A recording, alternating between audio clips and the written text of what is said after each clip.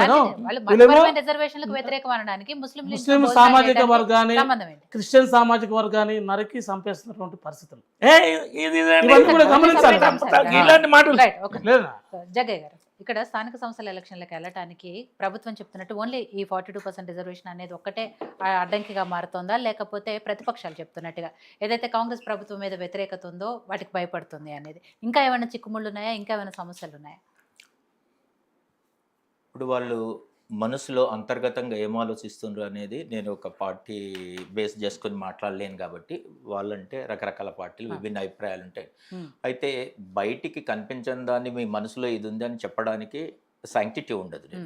అయితే ఈ 42% అనే కారణం మీదనే మేము వెళుతలేము అనేది కూడా నేను ఒప్పుకోను.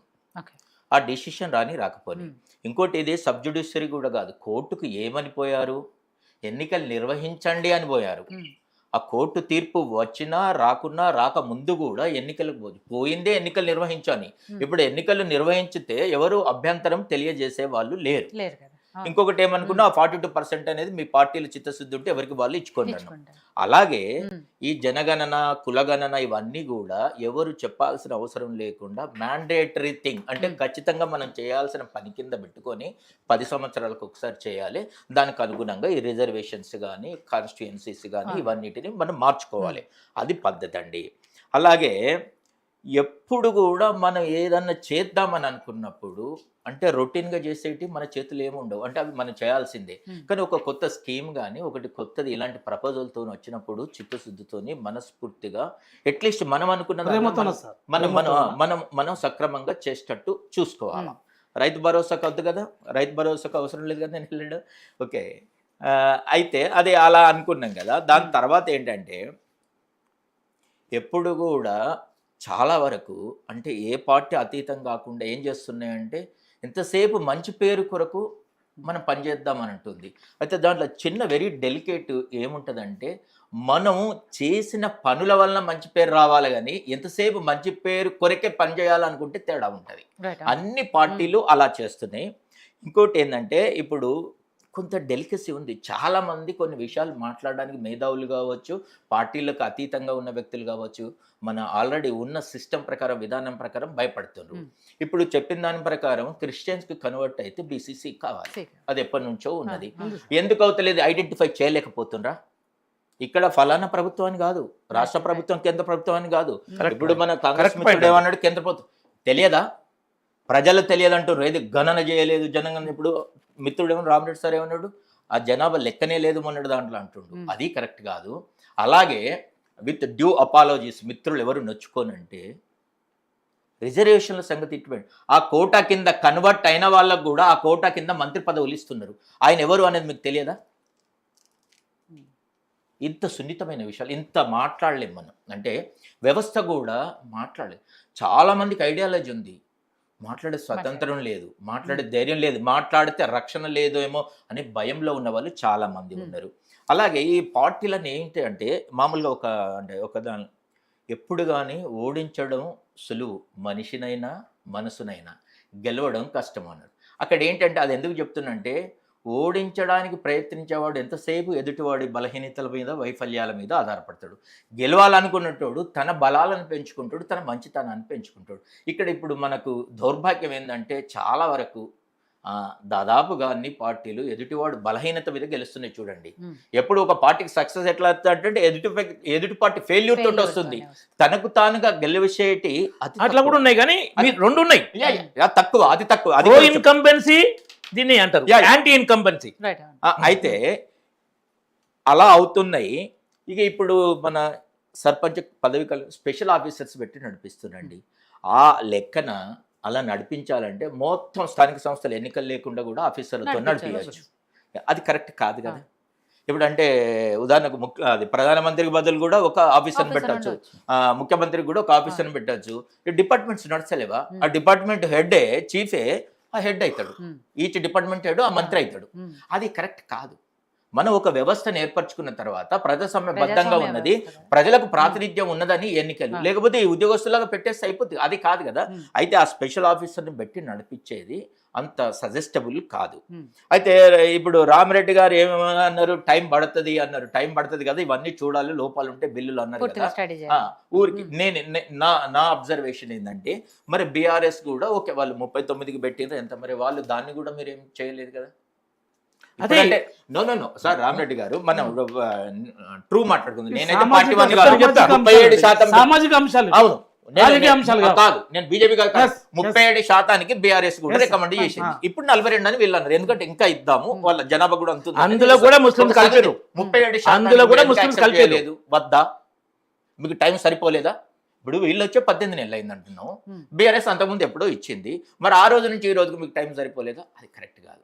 అయితే ఏంటంటే ఆ మిత్రులందరినీ మనం అర్థం చేసుకోవాలి. వాళ్ళు పార్టీ ప్రతినిధులుగా వచ్చారు కాబట్టి ఆ పార్టీని సమర్థించుకోవడానికి వాళ్ళకు ఖచ్చితంగా అలా అవసరం ఉంటుంది. అయితే పెండింగ్ అనేది ఏమన్నారు, జస్టిస్ డిలేడ్ ఈస్ డినైడ్ అన్నారు. అంటే ఏది కానీ చాలా ఆలస్యం అయితే ట్రీట్మెంట్ కూడా అయిపోతే జ్వరం కూడా పెద్ద రోగమై కూర్చుంటది అన్నట్టు మీరు నిర్ణయం కూడా బాగా పెండింగ్ పెట్టుకుంటే అది కరెక్ట్ కాదు.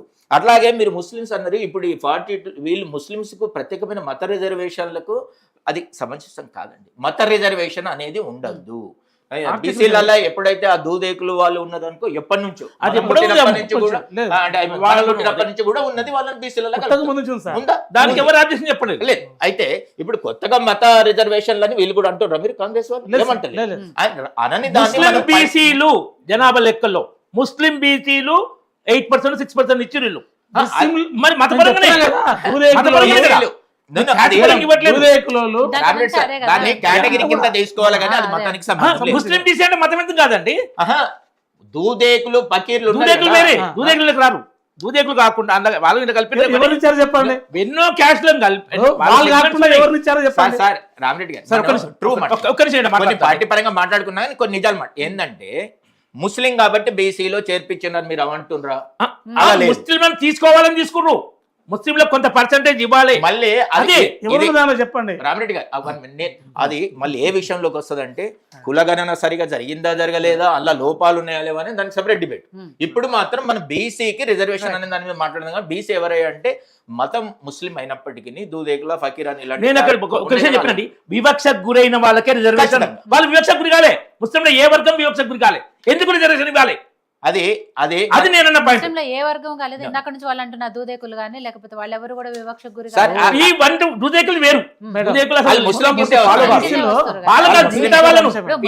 ఏ వర్గమో అని మీరు అంటున్నారు. ఈ 1-2 1% 2% కేసులు నేను చెప్పే వాళ్ళు టోటల్ రిజర్వేషన్ లో ఇట్లా టోటల్ ముందు కాదు, అందులో చాలా సెగ్మెంట్ తీసుకున్నారు 6%. అది వాళ్ళు వివక్షకు గురిగాలే. దూదేకుల వేరు.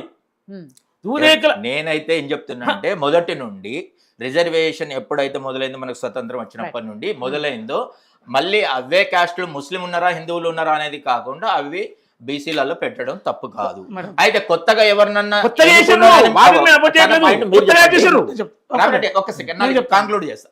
అలా చేస్తే ఇప్పుడు కాంగ్రెస్ ప్రతినిధి సమాధానం చెప్తారు.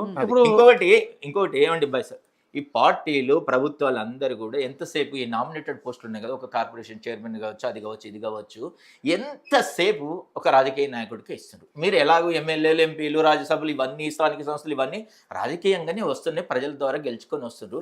కొన్ని అడ్మినిస్ట్రేషన్ సైడ్ ఉండి మనకు కొంత స్కిల్ ఉండి నాలెడ్జ్ ఉండి ఎక్స్పీరియన్స్ ఉన్నవాన్ని ఇచ్చుకుంటే అవి సక్రమంగా పనిచేయడానికి వీళ్ళు. ఇది చిన్న సూచన సలహా మాత్రమే.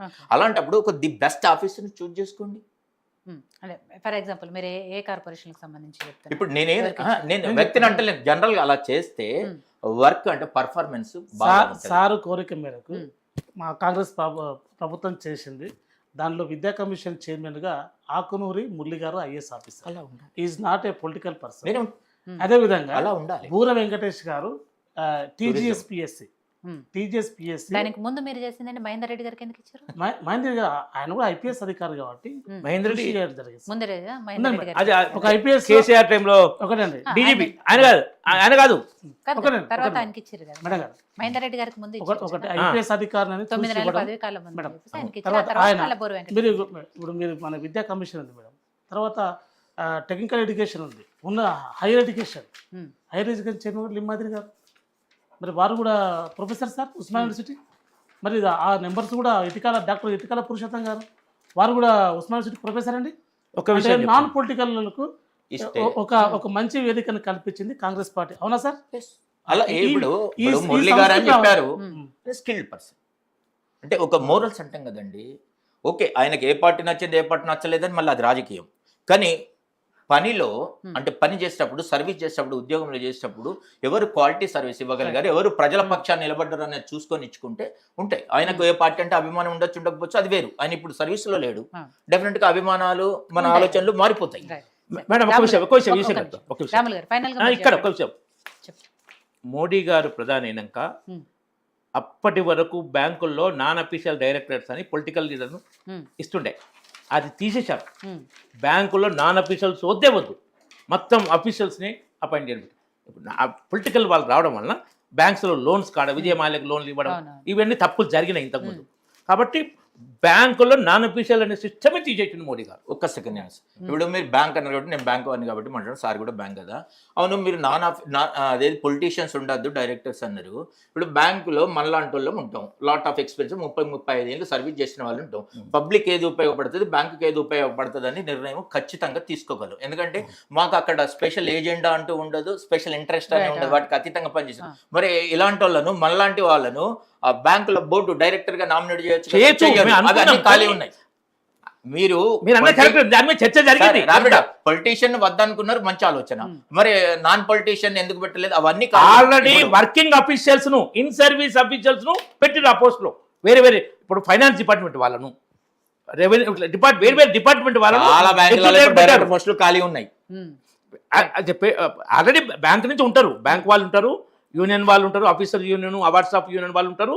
కొంతమందిని ఆర్బీఐ నుంచి కొంతమంది తీసుకుంటారు, ఆడిట్ డిపార్ట్మెంట్ నుంచి కొంతమంది పెడతారు, నామినేషన్ పెడతారు ఆడిట్, ఎందుకంటే వాళ్ళకి ఆడిట్ ఎక్స్పీరియన్స్ అవసరం అని. ఉమ్. సో ఫైనాన్స్ మినిస్ట్రీని తీసుకుంటారు. ఉమ్. సో ఇట్లా పెడతారు. పొలిటికల్ వాళ్ళు, పొలిటికల్ పార్టీలో ఉన్న వాళ్ళు వద్దు అని మోడీ గారి నిర్ణయం. సో రాములు గారు ఫైనల్ గా స్థానిక సంస్థల ఎలక్షన్లకు సంబంధించి మీ యాక్షన్ ప్లాన్ ఏంటి? ఇంకోటి ఇందాక శ్రీనివాస్ గారు అన్నట్టు గతంలో పంటకు మధ్య రైతు బంధు ఇచ్చేవాళ్ళు, కానీ ఇప్పుడు ఓటుకు ఎలక్షన్లకు మధ్య రైతు భరోసా ఇస్తున్నారు అనేది. రాజకీయ కోణంలో చూస్తే మా బీఆర్ఎస్ పార్టీ నాయకులు పంటకు తండగా తనలాడతారు. ఒక పక్క బాబా, ఒక పక్క సరే, అది వాళ్ళ ఇంటి కొడుకు, ఒక పంచాయతీ, పక్క అది మనకు పంచాయతీ. సంబంధం లేదు. అది వాళ్ళు అటనే ఉంటారు మేడం. ఈ రోజు స్పష్టంగా మా పిసిసి ప్రెసిడెంట్ గారు మహేష్ కుమార్ గౌరవ్ గారు, మీనాక్షి నటరాజన్ గారు, అదేవిధంగా ముఖ్యమంత్రి గారు, మంత్రులందరూ కూడా ఎలక్షన్లు పెట్టాలి, మళ్ళీ అందరూ సిద్ధంగా అండి అని కార్యకర్తలకు మా అందరికి పిలుపు ఇవ్వడం జరిగింది. ఉమ్. ఎక్కడెక్కడైతే కార్యకర్తలు ఉన్నారో సామాన్య కార్యకర్త కాడ నుంచి కులాలకు మతాలకు అతీతంగా ప్రతి ఒక్కరికి న్యాయం జరగాలి. మీరందరూ కూడా కార్యకర్తలు గారు